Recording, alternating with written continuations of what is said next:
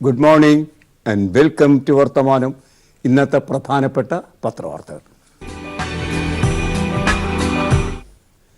മോദി സർക്കാരിൻ്റെ ഭരണത്തിൻ്റെ അവസാന ലാപ്പിൽ സാമ്പത്തിക സംവരണം കൂടി കൊണ്ടുവന്ന് ഉന്നത കുലജാതരായ ആളുകളുടെ പിന്തുണ നേടിയെടുക്കാനുള്ള ശ്രമമാണ് കഴിഞ്ഞ ദിവസങ്ങളിൽ പാർലമെൻറ്റിൽ നടന്നത്. അതുമായി ബന്ധപ്പെട്ട ബിൽ BJPയുടെ മാത്രമല്ല കോൺഗ്രസിൻ്റെയും CPMൻ്റെയും ഒക്കെ സഹായത്തോടെ രാജ്യസഭയും ലോകസഭയും ഒക്കെ കടന്ന് രാഷ്ട്രപതിയുടെ അംഗീകാരം നേടി ബില്ലായി കഴിഞ്ഞിരിക്കുന്നു. ചടപടയെന്നായിരുന്നു കാര്യങ്ങളുടെ വേഗത. കോടതിയിൽ നിലനിൽക്കാൻ ഇടയില്ല ഈ ബിൽ എന്നതാണ് വസ്തുത. പക്ഷേ തെരഞ്ഞെടുപ്പ് വരുന്നു, ജനകീയ കോടതിയിലെങ്കിലും എന്തെങ്കിലും ഒരു പ്രയോജനം ഇതുമൂലം സംഭവിച്ചാൽ അത് ലാഭമെന്ന് കരുതിയാണ് നരേന്ദ്രമോദി തത്രപ്പെട്ട് ഈ ബില്ല് പാസാക്കിയെടുത്തത്. അതേ സംബന്ധിച്ച വാർത്തയാണ് മാതൃഭൂമി ഇന്ന് ലീഡായി തരുന്നത്. സാമ്പത്തിക സംവരണം പ്രാബല്യത്തിൽ വന്നു. സാമൂഹിക ക്ഷേമ മന്ത്രാലയം അതുമായി ബന്ധിപ്പിച്ച് ഉത്തരവിറക്കി 10% സംവരണം അനുവദിക്കുന്നു. സാമ്പത്തികമായി ഉയർന്നു നിൽക്കുന്ന വിഭാഗങ്ങളുടെ കീഴ്ഘടകങ്ങളിൽ മുന്നോക്ക വിഭാഗങ്ങളിലെ പിന്നോക്കക്കാർക്ക് കേന്ദ്ര സർവീസിലും വിദ്യാഭ്യാസ സ്ഥാപനങ്ങളിലും 10% സാമ്പത്തിക സംവരണം ഏർപ്പെടുത്തിയ ഭരണഘടനാ ഭേദഗതി നിയമം പ്രാബല്യത്തിലായി. തിങ്കളാഴ്ച മുതൽ നിയമത്തിന് പ്രാബല്യം നൽകി സാമൂഹിക ക്ഷേമ മന്ത്രാലയം അതുമായി ബന്ധിപ്പിച്ച ഉത്തരവും ഇറക്കി. ആദ്യ സംസ്ഥാനം ഗുജറാത്തായി മാറി. ഇത് നടപ്പാക്കുന്ന ആദ്യ സംസ്ഥാനം ഗുജറാത്ത്. കേന്ദ്ര സർക്കാർ നിയമമാക്കിയ പൊതുവിഭാഗക്കാർക്കുള്ള 10% സാമ്പത്തിക സംവരണം ഗുജറാത്തിൽ നടപ്പാക്കി തുടങ്ങിയതായി മുഖ്യമന്ത്രി വിജയ് രൂപാണി അറിയിച്ചു. ചൊവ്വാഴ്ച മുതലുള്ള എല്ലാ സർക്കാർ നിയമനങ്ങളിലും വിദ്യാഭ്യാസ പ്രവേശനങ്ങളിലും ഇത് ബാധകമായിരിക്കുമെന്ന നിലയ്ക്ക് സംസ്ഥാനത്തിൻ്റെ ഉത്തരവ് ഇറങ്ങിയിരിക്കുന്നു. അത് മുഖ്യമന്ത്രി പ്രഖ്യാപിക്കുകയും ചെയ്തിരിക്കുന്നു. അതാണ് ഇന്ന് നമുക്ക് ലഭിക്കുന്ന പ്രധാനപ്പെട്ട വാർത്തയെങ്കിൽ സാമ്പത്തിക സംവരണവുമായി ബന്ധിപ്പിച്ച് നമുക്ക് ഒരു കേരളീയ വാർത്തയും ലഭിക്കുന്നുണ്ട്. സാമ്പത്തിക സംവരണം കേന്ദ്ര സർക്കാർ നടപ്പാക്കുമ്പോൾ കേരളവും അത് നടപ്പാക്കാൻ ബാധ്യസ്ഥമാണ്. ആ കാര്യമാണ് മലയാള മനോരമ അതിൻ്റെ ലീഡ് വാർത്തയിലൂടെ നമ്മോട് പറയുന്നത്. കേന്ദ്ര സർക്കാർ പറഞ്ഞതുപോലെ ആയിരിക്കില്ല, മറിച്ച് മാറ്റങ്ങളോടെയാണ് മുന്നോക്ക സംവരണം കേരളത്തിൽ നടപ്പാക്കാൻ പോകുന്നത്. വീട് വരുമാന വ്യവസ്ഥകളിൽ ഭേദഗതി വരാൻ പോകുന്നു. മറ്റത് വാർഷിക വരുമാനം 8 ലക്ഷം എന്ന് പറഞ്ഞാൽ 63,000 രൂപ പ്രതിമാസം വരുമാനമുള്ളയാൾക്ക് ഈ സംവരണത്തിന് അർഹതയുണ്ടായിരിക്കും. അയാളെങ്ങനെയാണ് ദരിദ്രരാകുന്നത് എന്നൊന്നും ചോദിക്കരുത്. ഇനി മറ്റൊരു ഘടകം, ഈ വീടിനെ സംബന്ധിച്ച് 1000 ചതുരശ്ര അടി വീട് ഉള്ളവർക്ക് ആയിരിക്കും അത് ഉണ്ടാവുക. ഏതായാലും ദരിദ്രർക്ക് ഗുണകരമാകുന്ന തരത്തിൽ ചട്ട നീക്കം. വരുമാന പരിധി 8 ലക്ഷത്തിൽ നിന്ന് കുറയ്ക്കും. വീട് 1000 ചതുരശ്ര അടിയിൽ താഴെ എന്ന വ്യവസ്ഥയിലും ഇളവ് നീക്കം. ബജറ്റ് സമ്മേളനം കഴിഞ്ഞ് ബിൽ.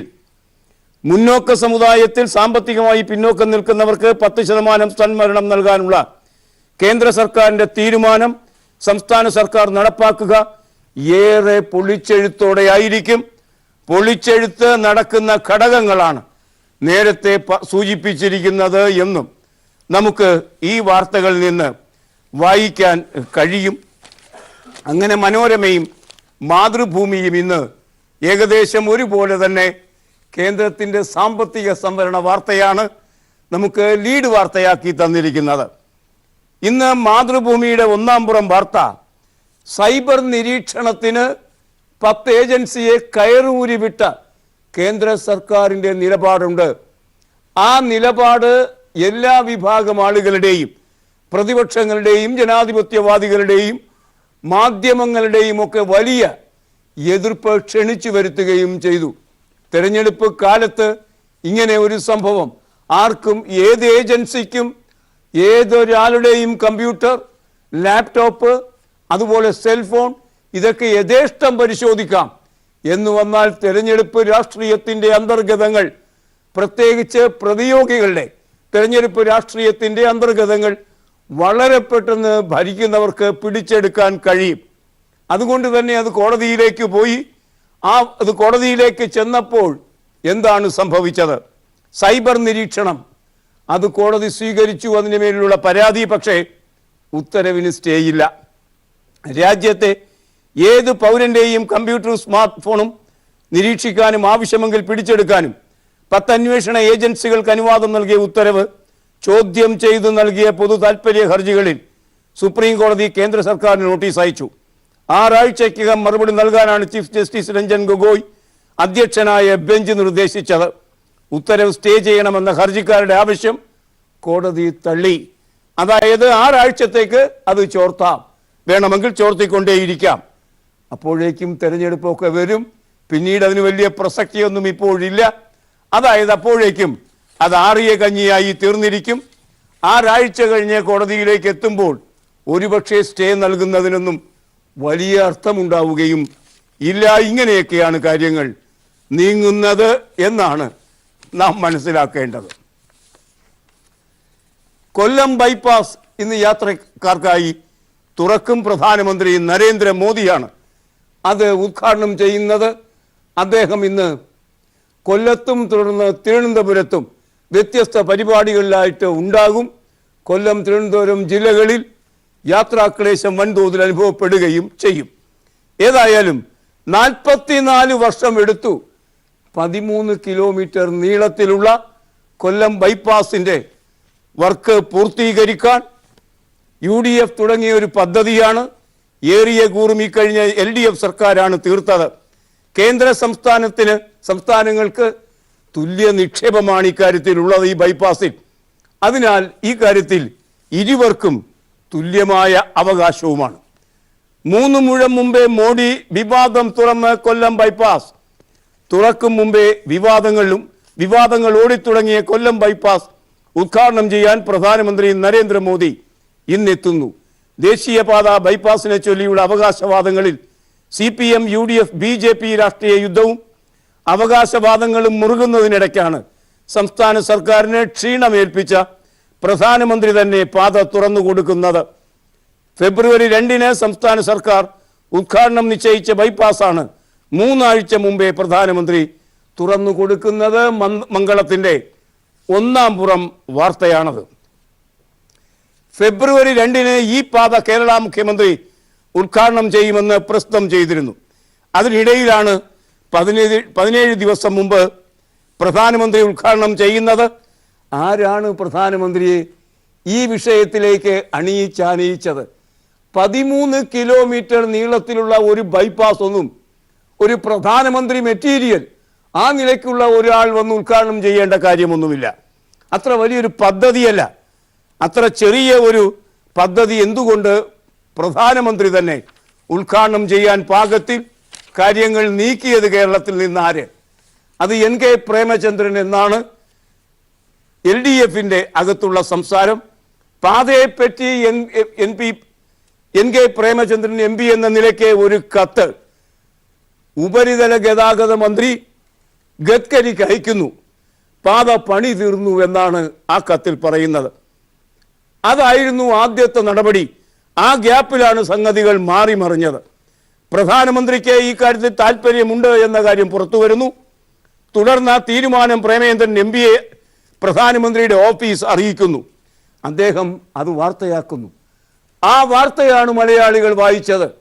ഫെബ്രുവരി 2-ാം തീയതി മുഖ്യമന്ത്രി ഉദ്ഘാടനം ചെയ്യും എന്നിരിക്കെ പ്രധാനമന്ത്രി ഇത് 15-ാം തീയതി ഉദ്ഘാടനം ചെയ്യുമെന്ന വാർത്ത മലയാളി വാർത്താ ലോകത്തിന് വിട്ടുകൊടുത്തത് NK പ്രേമചന്ദ്രൻ MP തന്നെയായിരുന്നു. അങ്ങനെ പ്രേമചന്ദ്രൻ ഇക്കാര്യത്തിൽ ഗണനീയനായി മാറിത്തീർന്നു. സാധാരണഗതിയിൽ വാർത്ത എങ്ങനെയായിരുന്നു വരേണ്ടിയിരുന്നത്? അതിനൊരു പ്രോട്ടോക്കോൾ മര്യാദയുണ്ടായിരുന്നു. ഒന്നുകിൽ PMOയിൽ നിന്ന്, പ്രധാനമന്ത്രിയുടെ ഓഫീസിൽ നിന്ന് വാർത്ത വരണം, അഥവാ കേന്ദ്ര ഉപരിതല ഗതാഗത മന്ത്രിയുടെ ഓഫീസിൽ നിന്ന് വാർത്ത വരണം, അല്ലെങ്കിൽ കേരള സർക്കാരിൽ നിന്ന് വാർത്ത വരണം. ഈ 3 സോഴ്സുകളെല്ലാം അടച്ച് വാർത്ത ഒരു MP പ്രഖ്യാപിക്കുന്ന അവസ്ഥ എങ്ങനെ സംജാതമായി എന്നത് പിടികിട്ടാത്ത ഒരു ചോദ്യം.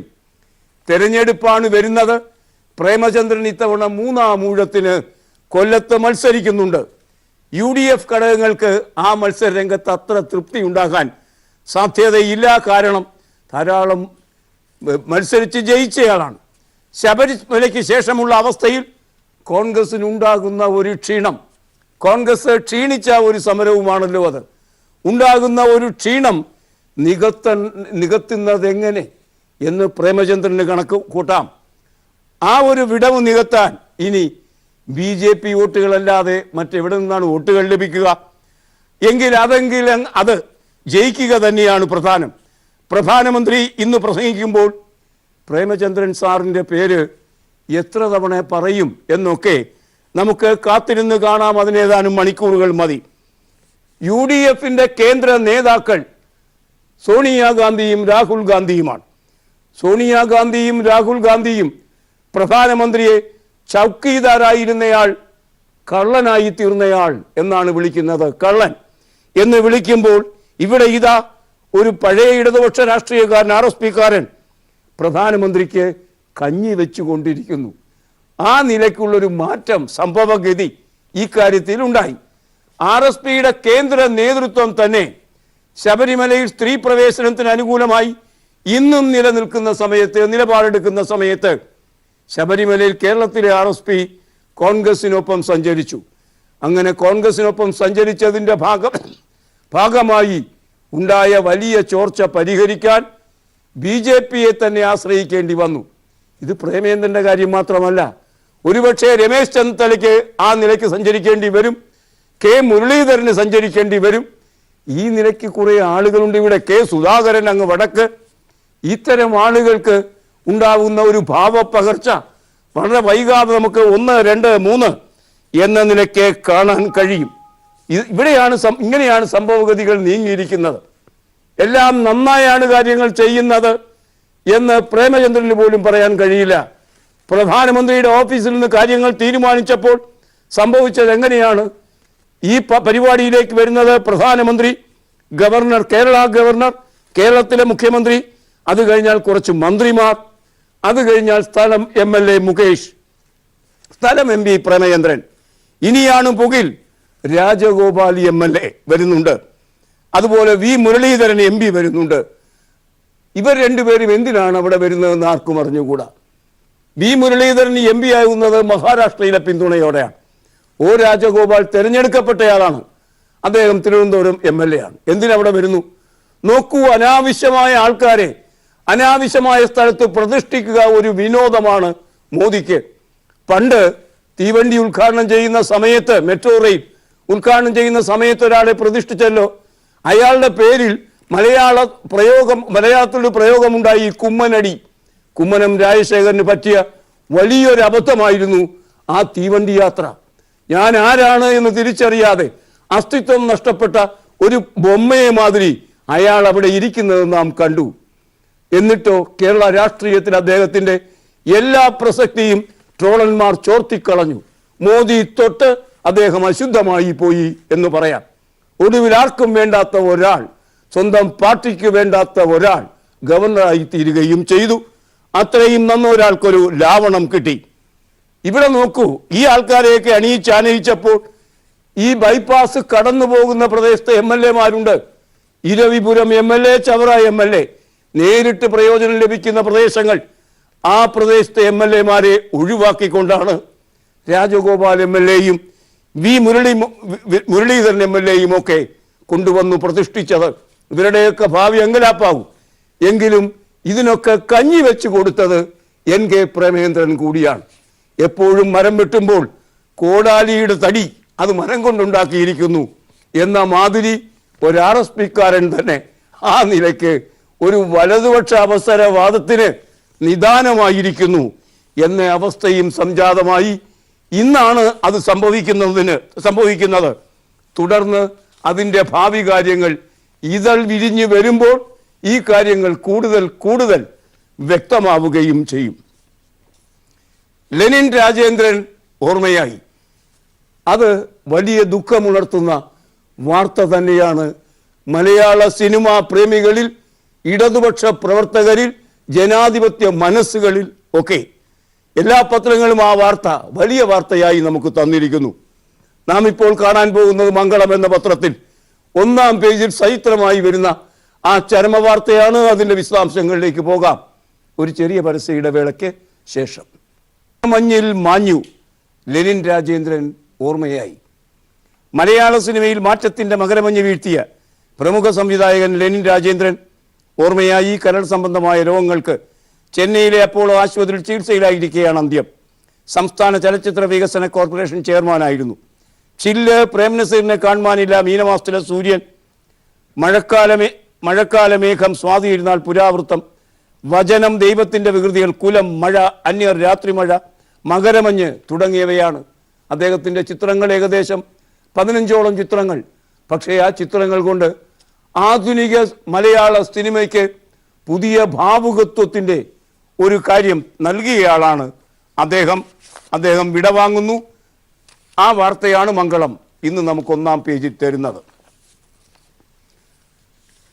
കർണാടക സർക്കാർ BJPയുടെ കണ്ണിൽ കരടാണ്.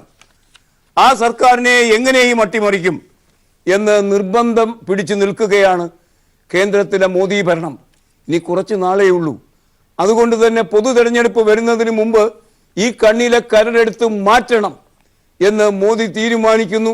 എന്നാൽ ഞങ്ങളുടെ കണ്ണിലെ കരടെടുത്ത് മാറ്റുന്നതിന് മുമ്പ് നിങ്ങളുടെ കണ്ണിലെ കരടെടുത്ത് കോലെടുത്ത് മാറ്റൂ എന്നാണ് അവിടെ അവർ പറയുന്നത്.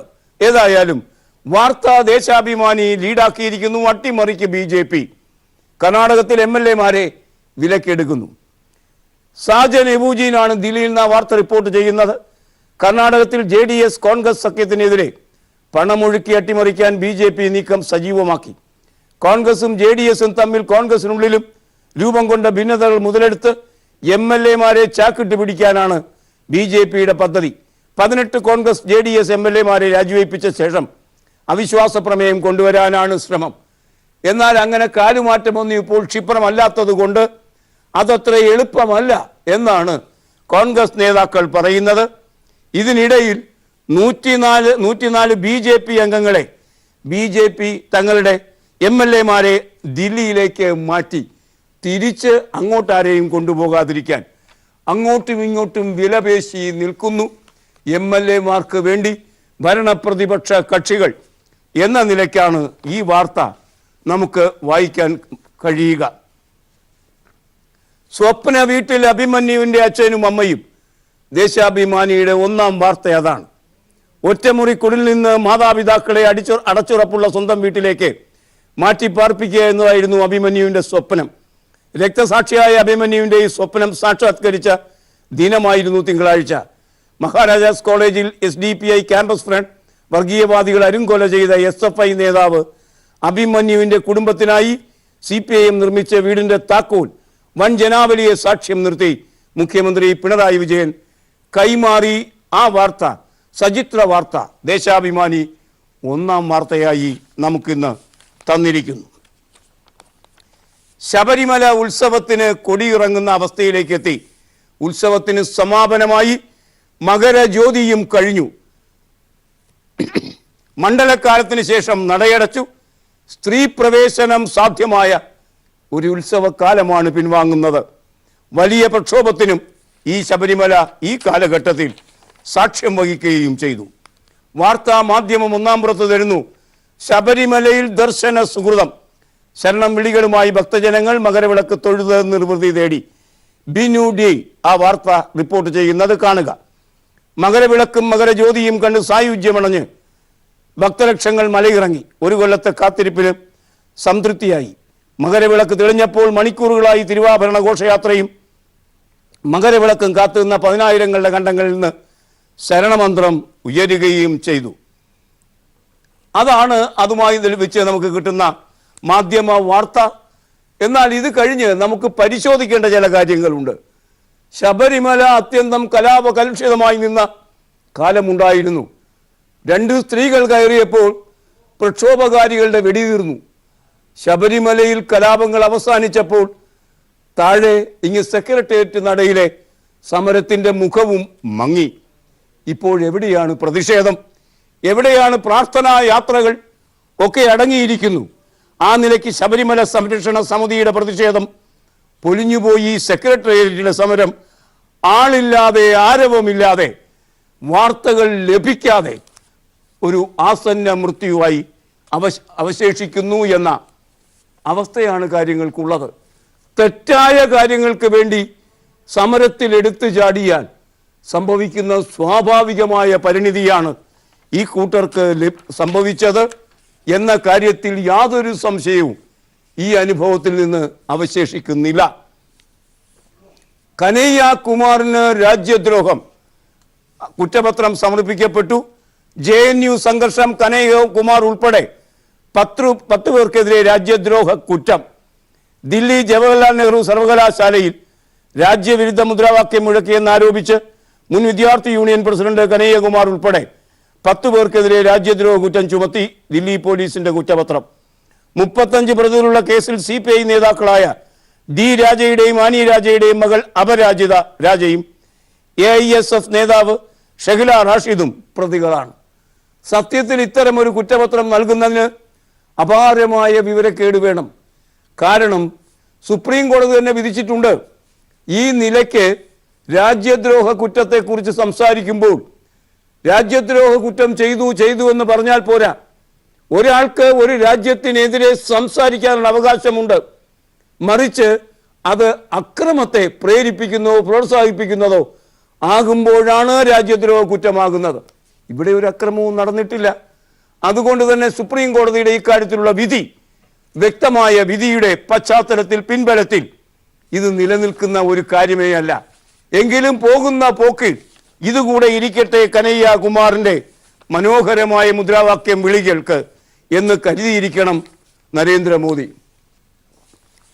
യോഗി ആദിത്യനാഥ് പേരിൽ മാത്രമാണ് യോഗി, പ്രവൃത്തികളിൽ അദ്ദേഹം എന്താണ് അത് കാണാം നമുക്ക്. UPയിലെ വ്യാജ ഏറ്റുമുട്ടലുകൾ കണ്ടാൽ മതി. അതീവ ഗൗരവതരമാണ് ആ ഏറ്റുമുട്ടൽ കൊലപാതകങ്ങൾ. പറയുന്നത് സുപ്രീം കോടതിയാണ്. യോഗി ആദിത്യനാഥും സുപ്രീം കോടതിയിലേക്ക് എത്തിപ്പെടേണ്ടി വരുന്ന അവസ്ഥ സൃഷ്ടിക്കപ്പെട്ടു.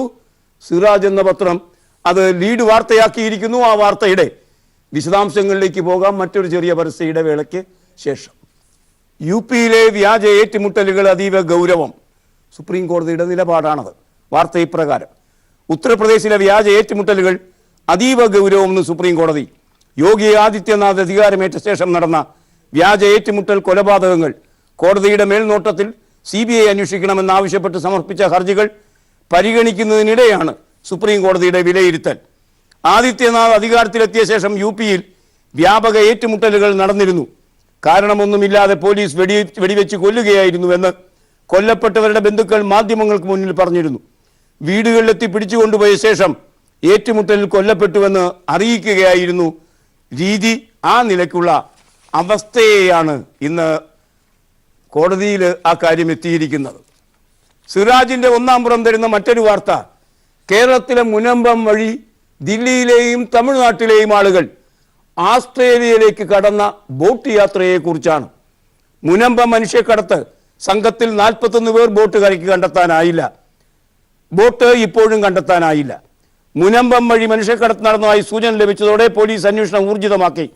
മുനമ്പത്ത് നിന്ന് ആസ്ട്രേലിയയിലേക്ക് പോയത് 41 അംഗങ്ങളാണ് എന്ന് വ്യക്തമായി. അതേസമയം മുനമ്പത്ത് റിസോർട്ടുകളിൽ താമസിച്ചവർ ബോട്ടിൽ കടന്നുവെന്ന സംശയം പോലീസ് തള്ളി. ഇവർ വിനോദസഞ്ചാരികളാണെന്നാണ് പോലീസ് പറയുന്നത്. ഇവരുടെ ആധാർ കാർഡുകൾ പരിശോധിച്ച ശേഷമാണ് ഈ നിഗമനത്തിലെത്തിയത്. അതിനിടെ 4 ഗർഭിണികളും നവജാത ശിശുക്കളും ഉൾപ്പെടെ 15 കുടുംബങ്ങളിൽ നിന്നുള്ളവരാണ് ആസ്ട്രേലിയയിലേക്ക് കടന്നത് എന്ന് വ്യക്തമായിട്ടുണ്ട്.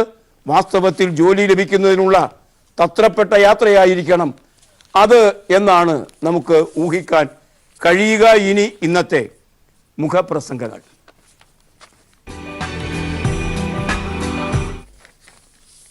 ജസ്റ്റിസ് സിക്രി സുപ്രീം കോടതിക്ക് എന്താണ് കൊണ്ടുവന്നത്? അതേ സംബന്ധിച്ച് ധാരാളം അഭിപ്രായങ്ങൾ ഉയരുമ്പോൾ സിറാജ് എന്ന പത്രത്തിൽ ഒരു മുഖപ്രസംഗമുണ്ട്.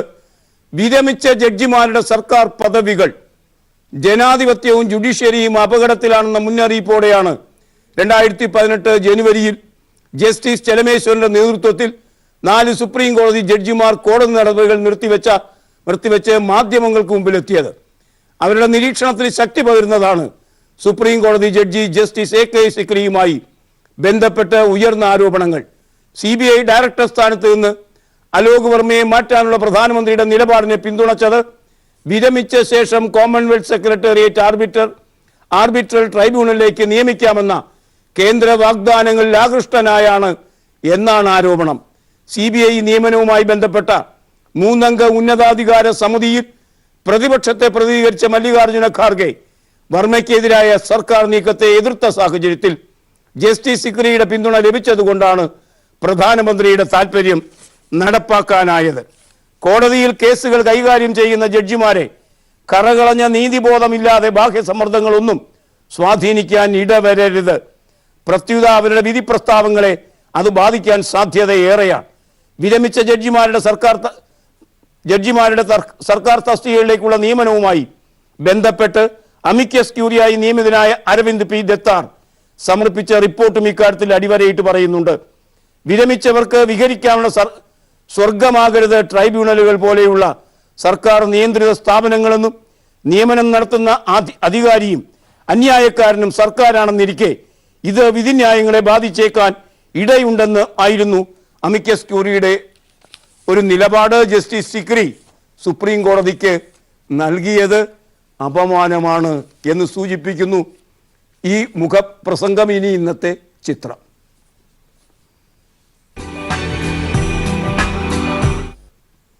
പത്മനാഭസ്വാമി ക്ഷേത്രത്തിലെ നവീകരണ പ്രവർത്തനങ്ങൾ പൂർത്തിയായി. പ്രധാനമന്ത്രി നരേന്ദ്രമോദി ഇന്ന് അത് ഉദ്ഘാടനം ചെയ്യും. ഈ ചിത്രം കാണുക. ഇത് പത്മനാഭസ്വാമി ക്ഷേത്രത്തിന്റെ ഒരു രാത്രി ദൃശ്യമാണ്. നവീകരിച്ച പത്മതീർത്ഥക്കുളത്തിൽ ക്ഷേത്രം പ്രതിഫലിച്ചു നിൽക്കുന്ന ഈ ചിത്രം മനോജ് ചേമഞ്ചേരിയുടേതാണ്.